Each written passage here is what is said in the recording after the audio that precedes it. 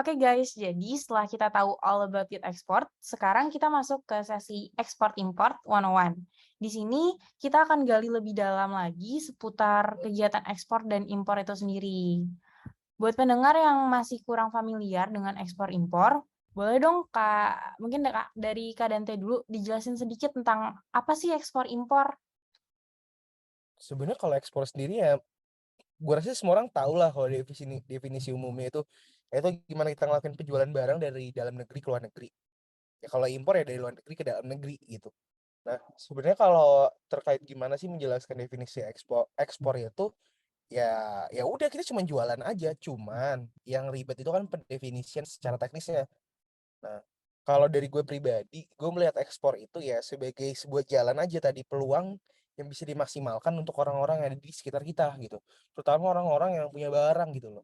Orang-orang yang mungkin menjadi either jadi supplier atau jadi manufacturer, orang yang punya barang manufacturer dari ya, UMKM dan segala macamnya itu punya peluang gitu dengan ekspor.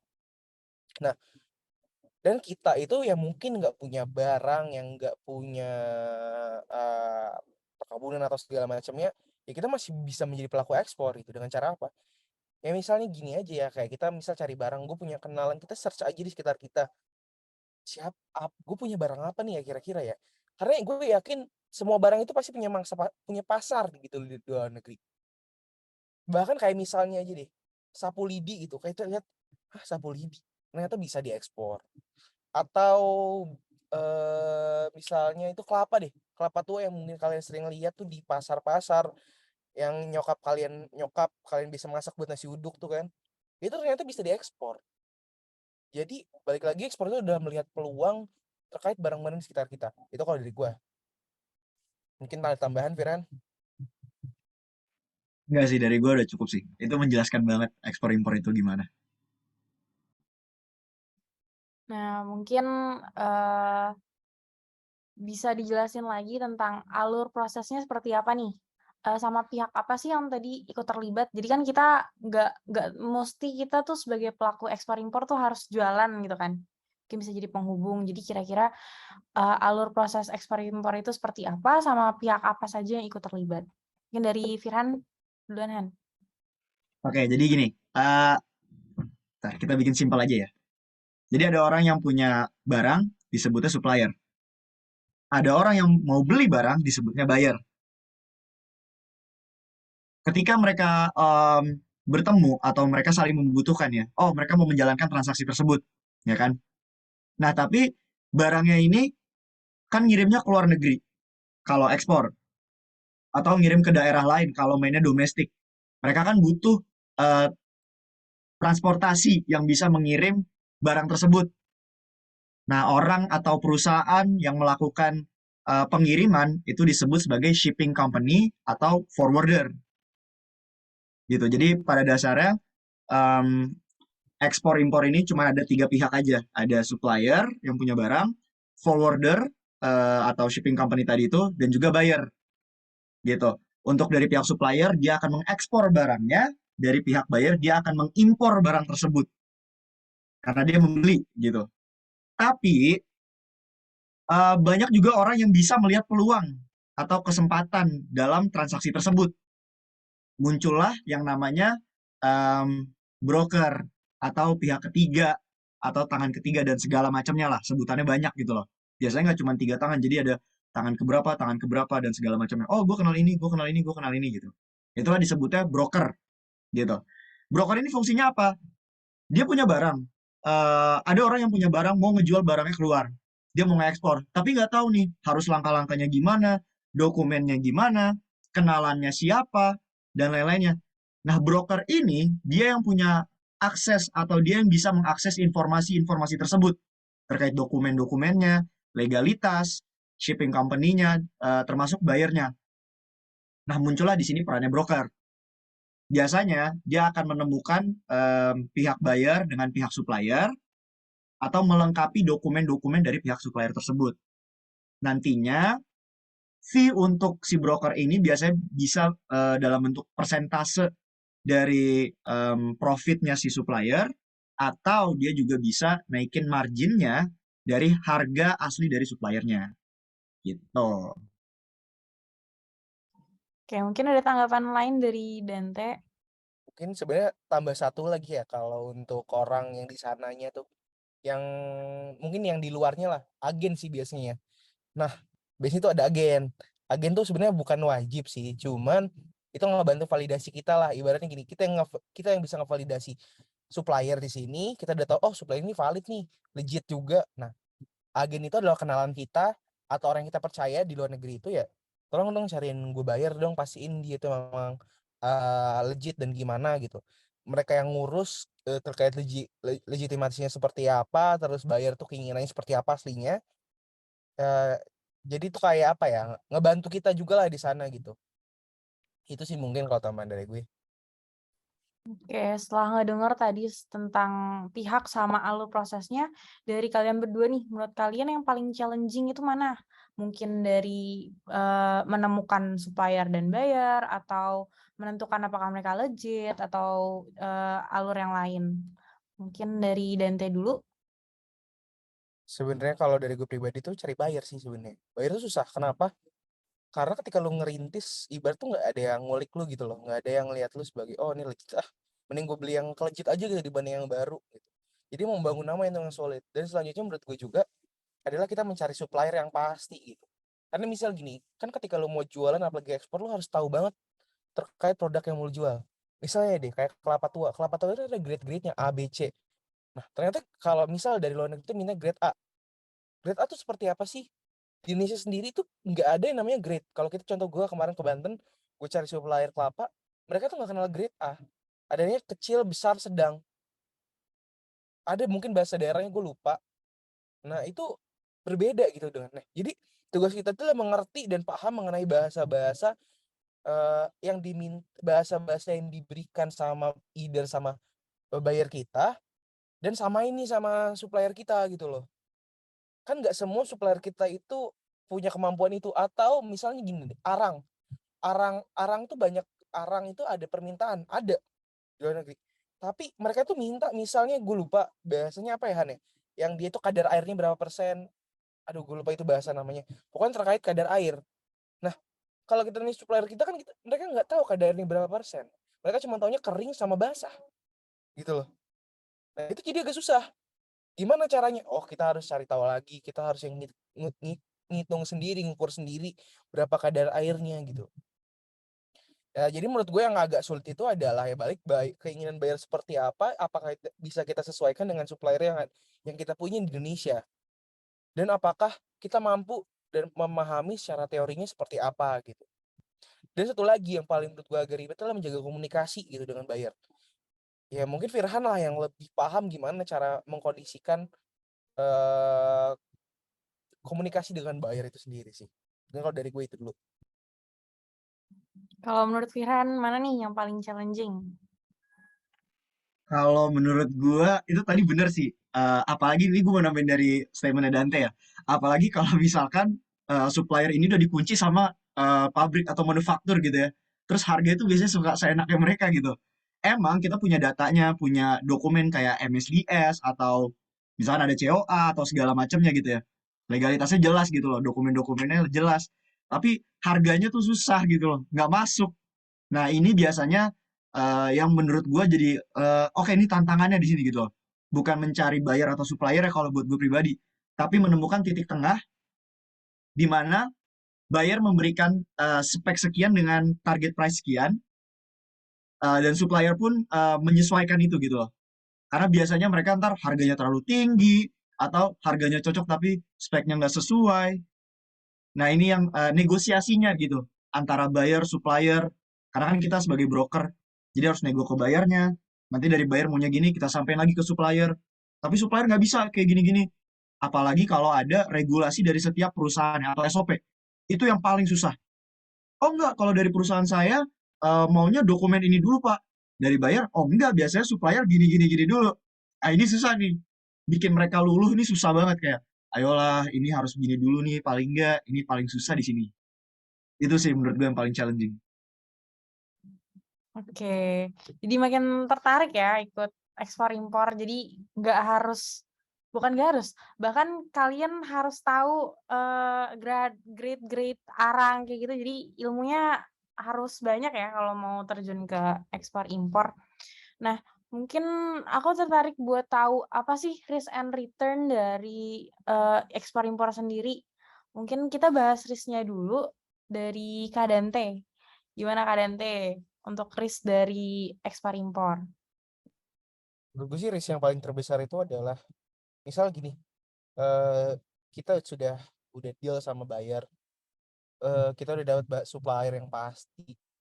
Nah, balik lagi ke permasalahan barang sudah sampai di sana ternyata barangnya itu tidak sesuai sama grade yang mereka minta.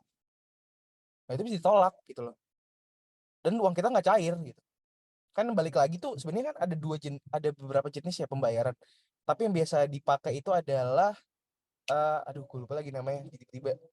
Apa Rap yang ditahan sama LC, sorry. Alfi. Oh. LC, sorry. Ah, LC. Nah, biasanya itu barang udah sampai mereka deal baru bank itu bisa cairin uang kita gitu. Nah, tapi permasalahannya itu adalah balik lagi karena ketidaktahuan kita atau kesalahan teknis itu barang itu mereka tolak gitu. Itu sangat beresiko. Nah, kalau hal kayak gitu biasanya gue sama teman gue itu cari apa namanya? plan B lah gitu. Dimana misal gini, kira-kira kalau barang ini balik, siapa yang mau nerima ya kalau barangnya begini ya? Oh, pabrik apa yang bisa kita lempar nih barang ini? Mungkin harganya lebih murah, lebih jatuh, tapi kita nggak rugi. Walaupun kita nggak untung gitu. Jadi ada plannya gitu. Kalau dibilang risk semua bisnis gue pasti kan ada risk. Tapi gimana caranya kita buat skenario pengaman gitu loh. A, B, C gitu. Kalau misal skenario yang terjadi seperti apa, skenario B terjadi seperti apa, ya seenggaknya itu tidak menjadikan kita anjing ini gimana gitu loh. Gitu sih kalau menurut gue. Mungkin ada tambahan dari Firhan? Kalau dari gue, basically semua bisnis itu kalau high risk high profit lah ya, low risk low profit gitu loh. Tapi semua orang pasti maunya low risk high profit, cuman itu nggak mungkin dalam bisnis. Nah, mungkin gue cerita aja nih kalau dari pengalaman gue pribadi. Gue pernah waktu itu dapat buyer dari India. Dia butuh kertas. Gue dapat suppliernya dari Thailand. Cuman buyer ini nggak mau bayar duluan. Akhirnya gue yang bayar untuk satu kontainer kertas ini. Begitu gue udah bayar, karena dia punya SOP-nya sendiri lah ya. Gue ikutin SOP-nya, tapi gue naikin margin harganya. Begitu gue udah bayar, tiba-tiba itu suppliernya ngeblok gue dan dia hilang, nggak tahu kemana. Dan gue telepon, gue cek semuanya nggak ada. Website-nya tiba-tiba hilang. Terus gue coba untuk nelpon ke kedutaan dan segala. Gue email dan ternyata perusahaan itu emang nggak ada. Dan dia ternyata perusahaan itu udah masuk ke dalam list penipuan gitu. Itu pengalaman pertama. Yang kedua, gue pernah dapat bayar sampai ke rumah gue nih. Dia mau beli cairan, namanya Purak. Itu untuk sayuran, untuk banyak lah. Untuk nyuci-nyuci juga bisa gitu. Nah, terus bayarnya bilang, oh saya rencananya mau ngambil sekitar 1 ton setiap 2 minggu. Dan di situ dalam gudang ada total 70 ton. Akhirnya gue belilah, ini domestik nih, mau dikirimnya ke Bali. Akhirnya gue belilah 70 ton cairannya. Habis itu udah gue beli cairannya 70 ton, bayarnya hilang dan gak ada kabar. Jadi dia bilang, oh saya harus ke Bali besok. Dia berangkat ke Bali, kita sempat video callan, dia lagi di Bali, bla bla bla bla. Terus dia hilang. Sampai detik ini. Dan akhirnya cairannya itu udah expire, akhirnya ya udah duit gue hilang gitu aja. Sama yang terakhir ini, jadi ini ada besi bekas dari Freeport. Dan ternyata ceritanya tuh panjang. Jadi besi ini dikasih sama pemerintah ke suku, ada 12 suku atau 7 suku di Papua. Mereka ini berantem. Akhirnya besi ini diambil lagi sama pemerintah. Tapi banyak orang suka ngeklaim bahwa besi ini milik mereka tanpa bukti yang jelas. Sebutannya besi milik Lemasco lah ya. Itu ada salah satu ormas di Papua gitu. Akhirnya gue dapatlah bayarnya nih. Adalah orang penting gitu bayarnya. Oke, gue survei ke lokasinya, gue cek besinya ada, semuanya ada, di DP lah sama itu orang. Begitu barangnya keluar dari gudang, walaupun sebenarnya perusahaannya sendiri tuh bilangnya, ngakunya dia cuma ada utang sama bank untuk lahannya doang selama 7 tahun. Akhirnya di DP, oh bisa lah, oke ketutup. Pas udah di DP, barangnya dibawa keluar, tiba-tiba itu polisi banyak banget langsung cegat kita, karena di luar dari lahannya itu langsung jalan tol kan. Itu bener-bener langsung dicegat semuanya, dicari bayarnya siapa, suppliernya siapa, ternyata bayarnya kabur, tapi DP-nya udah dikasih. Itu akhirnya kita ngurus dulu ke kepolisian, ini kayak gini, prosesnya ini kayak gini gitu. Akhirnya barangnya balik, DP-nya hilang. Gitu. Banyak sih sebenarnya. Gila, gue dengerinnya aja deg-degan ya. Risk-nya itu again high risk, high return. Nah, mungkin tadi udah ngomongin payah-payahnya, duka-dukanya nih. Kalau return-nya seperti apa nih? Suka dukanya jadi seimbang gitu kan. Return-nya itu seperti apa sih kalau ekspor dan impor? Mungkin dari Dante lagi. Kalau dibilang return sih, wah, kami ngerintis ya. Sebenarnya pusing sih kalau ngomongin return. Ya kita berharap sih sebenarnya kita bukan money dulu yang kita cari, tapi adalah gimana kita meyakinkan orang bahwa kita adalah orang yang bisa eligible gitu loh, yang bisa dipercaya dalam bisnis. Itu adalah yang menjadi modal utama kita, karena dalam bisnis itu adalah kolaborasi dengan berbagai macam pihak. Kalau kita nggak eligible, gimana orang yakin bahwa kita ini bisa diajak kerja sama gitu.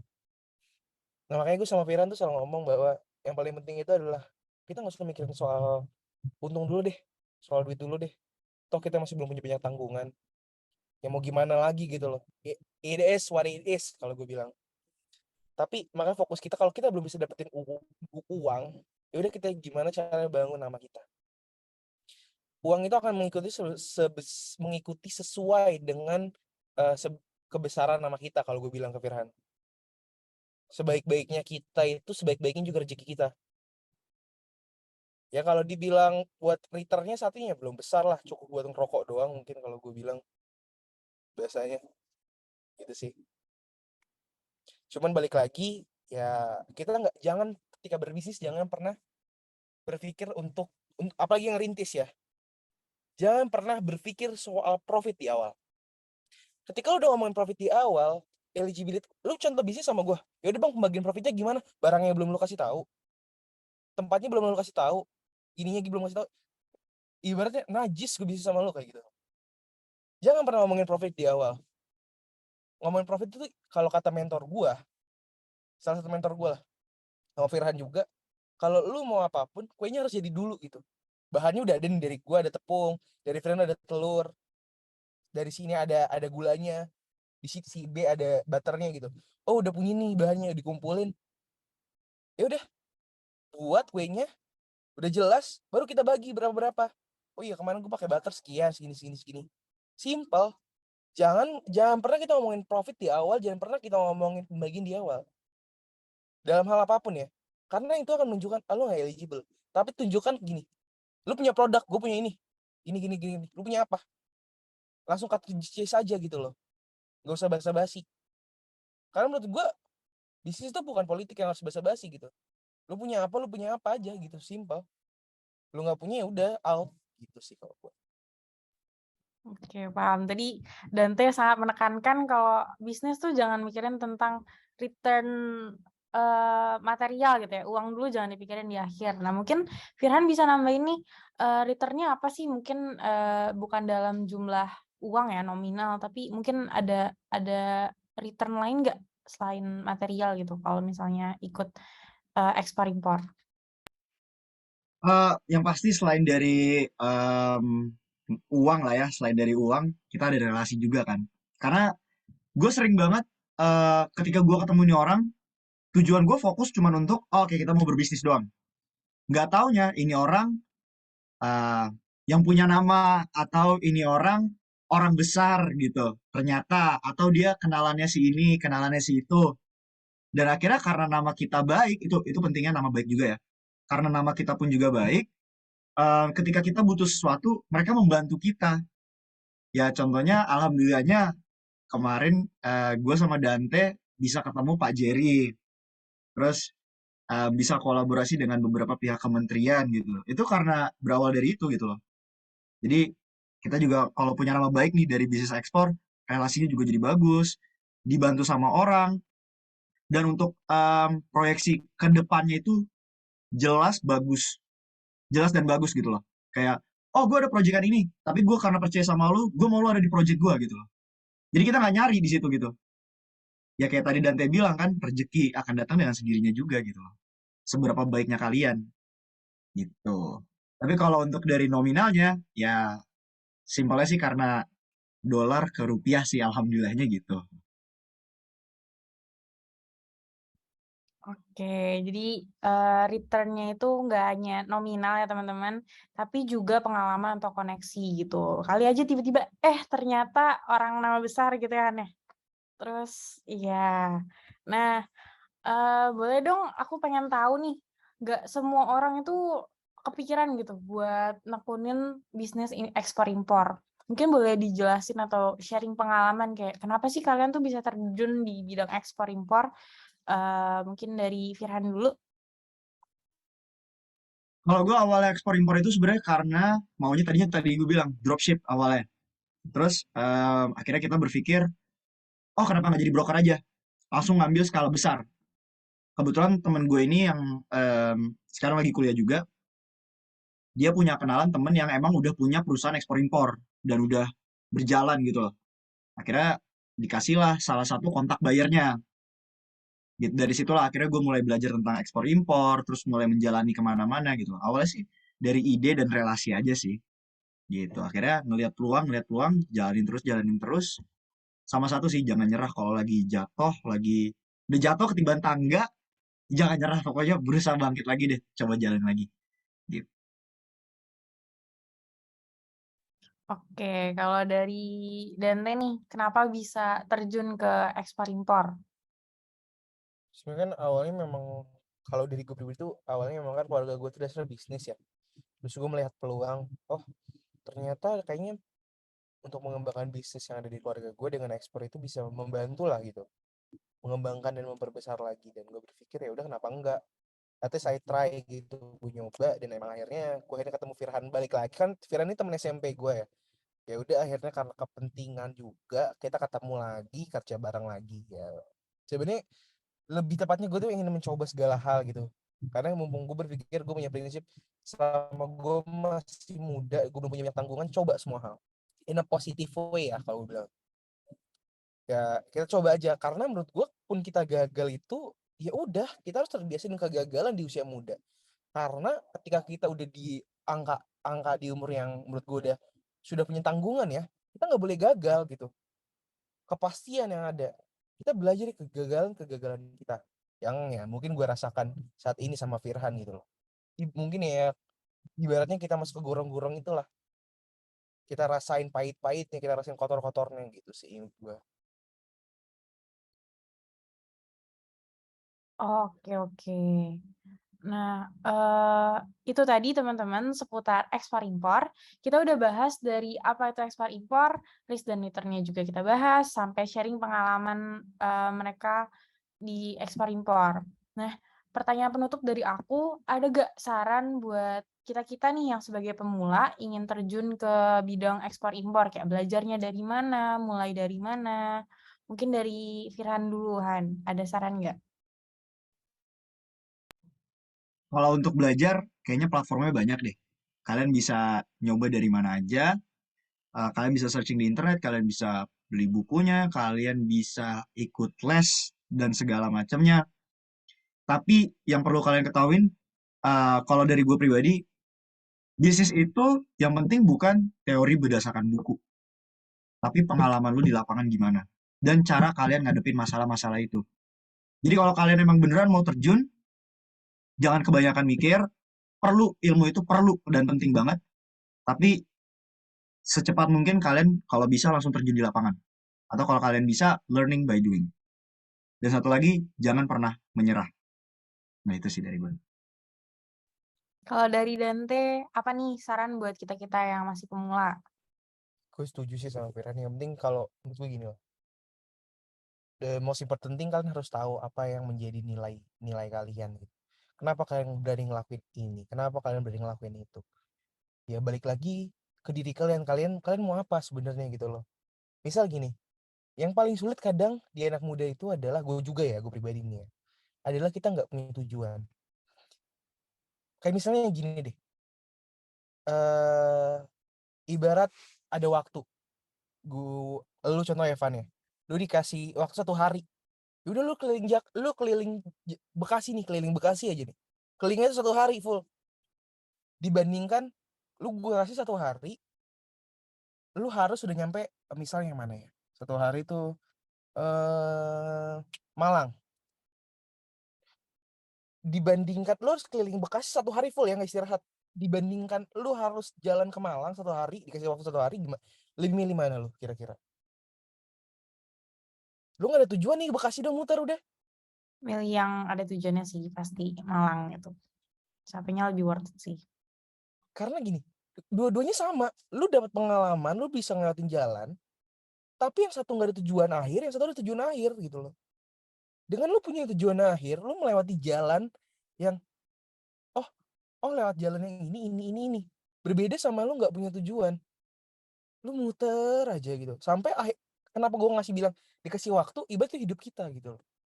Hidup kita cuma sehari ini misal. Lu nggak ada tujuan, cuma muter-muter doang. Sedangkan kalau lu cuma muter-muter doang kayak gitu, nggak ada tujuannya, lu capek di jalan, lu nggak tahu akhirnya mau ngapain gitu. Itu yang paling penting, kenapa lu harus punya tujuan gitu. Karena ingat ketika lulus, juga ini gue juga ya, teman-teman lu tuh pada lari gitu loh, semua pada lari. Kenapa?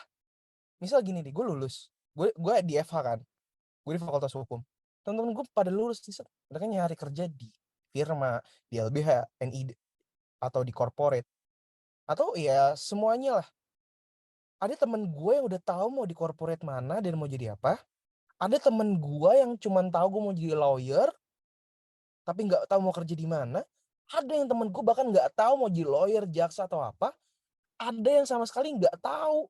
Nah, ya udah gue kuliah aja gitu loh. Nah, jadi ketika lu lulus nih, ada yang udah, mereka lari semua. Ada yang lari udah tahu tujuannya, ada yang lari nggak tahu tujuannya, ada yang tahu tujuannya tapi nggak lari, ada juga yang nggak tahu tujuan nggak lari gitu. Jadi it's your choice gitu loh. Tapi yang menurut gue paling baik adalah ketika lu udah lari dan lu punya tujuan. Atau lu jalan dan lu mencari tujuan lu dulu, jangan lari dulu. Capek nanti. Gitu. Itu sih menurut gue ya. Makanya ya udah, coba semuanya. Jangan pernah takut. Apapun permasalahannya pasti ada jawabannya. Gitu sih menurut gue. Oke, keren banget. Kalau tadi sarannya Firhan, coba aja gitu ya. Banyak banget sources untuk belajar. Bisa dari internet, buku, mungkin join community juga ya Han ya. Terus juga kalau dari saran dari Dante,